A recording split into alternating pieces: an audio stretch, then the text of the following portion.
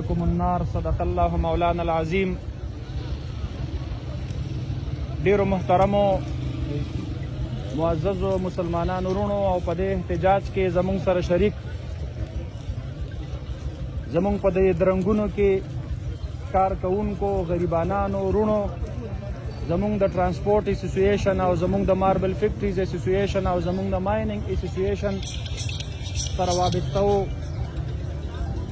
مسلمانانو ورونو دا نن چې دلته دا خلک را جمع شوی دی دوی صرف او صرف د هغه خپل فریاد هغه د وخت د واکمنو ته مخې ته کول غواړي. هرګز دا مقصد د چا نه دی چې بل مسلمان ته یا تکلیف میلاو شي، ځکه په دې ګاډو کې زمونږ د دې بونیر خلق دی وګړي دي، خو مونږ خپل تکلیف هم د دې قوم دا حکومت ته دا انتظامیې ته او دا زورورو خلقو ته مخې ته کوو. تیر تقریبا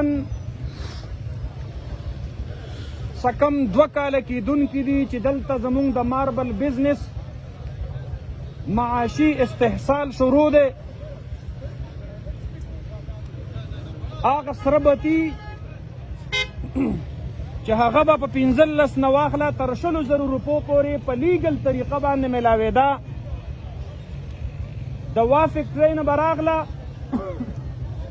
د حکومت په سیکیورټۍ کې به راغله او دلته به د پولیسو په نگرانۍ کې محفوظ پرته وه او چا چې به اخیسته نو د هغه نوم به په ریکارډ راتلو، د هغه د شناختي کارت فوټوکاپي به ورسره جمع کېدله او د هغې ریل د هغې نمبر د وا فیکټرۍ دا به ورسره په رجسټر کې درج کېدو یو لیګل طریقه وه. په هغه لیګل طریقه باندې پابندي ولګېده او نن د هغې پابندۍ د لاسه د بونیر سکم 300 درنګونه هغه ودرېدل. په یو درنګ کې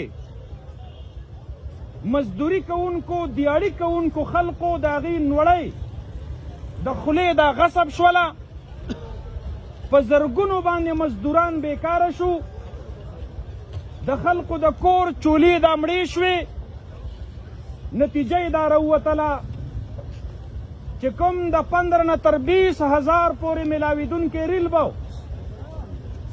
د هغې ریټ هغه نن په چوک او چوراهه باندې په هغې بولي کېږي او 2.5 لکو روپو ته د هغې قیمت ور ورسېدلو. د درنګیانو غریبانانو مجبوري ده هغوی که په 2.5 لکه روپۍ باندې دغه ریل واخلي او لا ریټ د هغې روان دی په بره باندې بړاویږي، نو آیا د دوی په دې ګټو کې دومره فایده شته دی چې دا 2.5 لکه روپۍ ته نه صرف د دغې سرې بتۍ وباسي؟ او بیا چې کله زمونږ د ماربل د بونیر د ماربل بزنس ودرېدو طرف ته لاړ، دا صرف درنګونه نه دي، دې کارخانو ته چې کوم خام مال فراهم کیږي هغه د دغې درنګونو نه فراهم کیږي.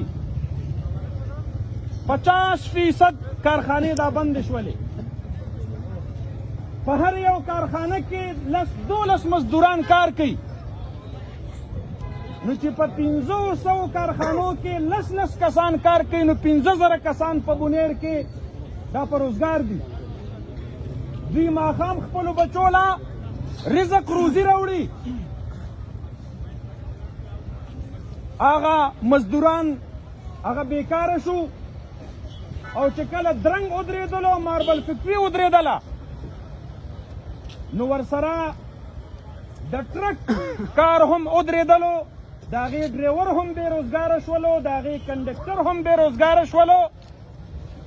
په درنګ کې د چا اکسیویټر دی، د چا لوډر دی، هغه هم دغه شانتې پټه په ودرېدل.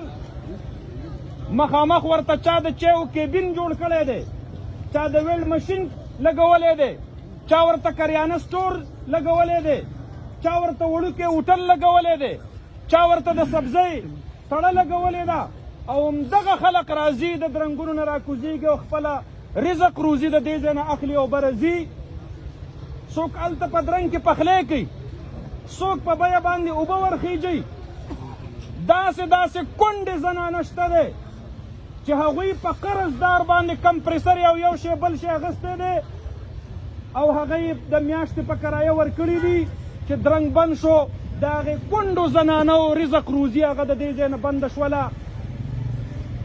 دا خو عجیبه خبره ده. کار هم د بارودو دی چې په لیګل طریقه کم بارود راتلل هغه واکمنو بند کړل. نو دا تپوس نن دلته ولاړ دا ټول خلق کوي چې دا په انلیګل طریقه باندې بارود د کم ځای نه راغلل. تاسو د دې خبرو تپوس پوښتنې له راوتي یې که نه یې راوتي؟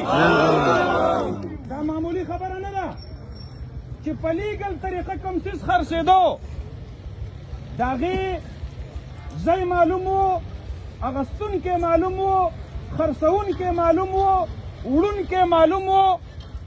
د پولیسو په نگرانۍ کې هر څه معلوم و. نن بې مور او بې پلاره پته نه لګي چې چا راوړل او چا خرڅ کړل او په چا یې خرڅ کړل. نو که دا بارود دلته په دې بونیر کې د امن و امان د خرابېدلو دپاره استعمال شو، د دې ذمه دار به څوک؟ دا انتظامیه دا د دې خبرو ذمهوار دي چې په لیګل طریقه باندې یو څیز دلته میلاوېدو په هغې پابندي ولګېدله. نو په انلیګل طریقه باندې دې مارکېټونو ته دا څیزونه څوک رارسوي؟ ولې دا د اسمان نه په چترۍ راکوزېږي او که نه دا د بونیر ته په دې روډ باندې راځي؟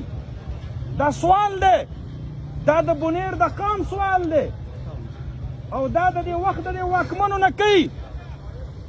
زمونږ د بچو رزق روزي دا یې راله ختمه کړله. دلته اسم زمونږ ځوانان هغه مسافرو وخوړل، ښکلې ښکلې ځوانۍ یې د سعودي عرب په شګو کې ویلې کړلې، ښکلې ښکلې ځوانۍ یې د ملیشا په ځنګلونو کې ویلې کړلې.